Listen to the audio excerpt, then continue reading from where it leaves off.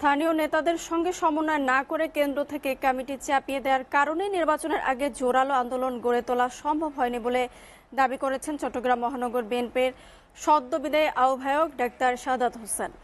আর বিগত দিনের অভিজ্ঞতা কাজে লাগিয়ে আগামী দিনে আন্দোলনের রূপরেখার কথা জেনেছেন পদপ্রত্যাশী নেতারা। এদিকে পর্যবেক্ষকরা বলছেন পকেট কমিটির পরিবর্তে কাউন্সিলের মাধ্যমে কমিটি গঠন করলেই সফল হবে আগামী দিনের কর্মসূচি। সোহাগ কুমার বিশ্বাসের প্রতিবেদন। এতদিন কাগজে ঐক্য থাকলেও গেল 13 জুন আহ্বায়ক কমিটি ভেঙে দেওয়ার পর প্রকাশ্যে আসতে শুরু করে চট্টগ্রাম মহানগর বিএনপির বিভক্তি।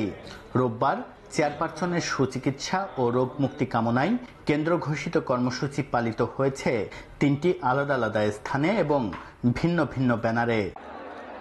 সভাপতি, সাধারণ সম্পাদক ও আহ্বায়ক মিলিয়ে প্রায় 18 বছর ধরে স্টিয়ারিং পয়েন্টে নেতৃত্ব দেয়া মহানগর বিএনপির বিদায়ী আহ্বায়ক ডাক্তার শাহাদাত হোসেন বলছেন, সহযোগী সংগঠনগুলোর কমিটিতে কেন্দ্রের অপ্রত্যাশিত হস্তক্ষেপে ক্ষতিগ্রস্ত হয়েছে বিগত দিনের আন্দোলন কর্মসূচি।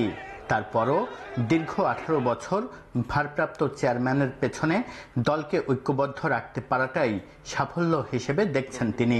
যুবদল বলেন, ছাত্রদল বলেন, স্বেচ্ছাসেবক দল বলেন, আমরা জানি না। আমি মহানগরের প্রেসিডেন্ট, কেন্দ্র থেকে কমিটি করে দেওয়া হচ্ছে। কমিটি করার পর আমি জানছি, যার প্রেক্ষিতে ইনফ্যাক্ট এবারের যে আন্দোলন সেখানে কিন্তু একটু অসামঞ্জস্য আপনাদের চোখে পড়ছে। বাট আপনি যখন 14 সালের আন্দোলন দেখেন, 15 সালের চট্টগ্রাম কিন্তু অনেক এগিয়ে ছিল। অনলি ফর দ্যাট রিজন সে সময় আমাদের মাধ্যমে কমিটিগুলো হয়েছে। আসছে কমিটিতে পদ প্রত্যাশী নেতারা বলছেন, দল গোছানোতে এতদিন ঘাটতি ছিল। দায়িত্ব পেলে অতীত অভিজ্ঞতা কাজে লাগিয়ে নবীন প্রবীণের সমন্বয়ে সরকার বিরোধী আন্দোলন গড়ে তুলবেন তারা। মাতৃ সংগঠন হিসেবে বিএনপির উচিত যে অঙ্গ সংগঠনের সর্বস্তরের নেতাকর্মী বা যারা নেতৃবৃন্দ আছেন সবাইকে এই কর্মকাণ্ডের সাথে ইনভলভ করা, মূল দলের কর্মকাণ্ডের সাথে ইনভলভ করা।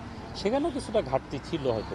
আগামী দিনের জন্য আমাদের প্রশিক্ষিত কর্মী বাহিনী গড়ে তুলে সংগঠনকে আন্দোলন মুখী করে তোলার জন্য কাজ করাই হচ্ছে আগামী যে নেতৃত্ব আসবেন তাদের প্রধান লক্ষ্য থাকা উচিত। বিএনপির রাজনীতির পর্যবেক্ষক, পেশাজীবী নেতারা বলছেন, সরকারের নানামুখী ফন্দি ফিকিরের কারণে দীর্ঘদিন নির্বাচনে নেই বিএনপি।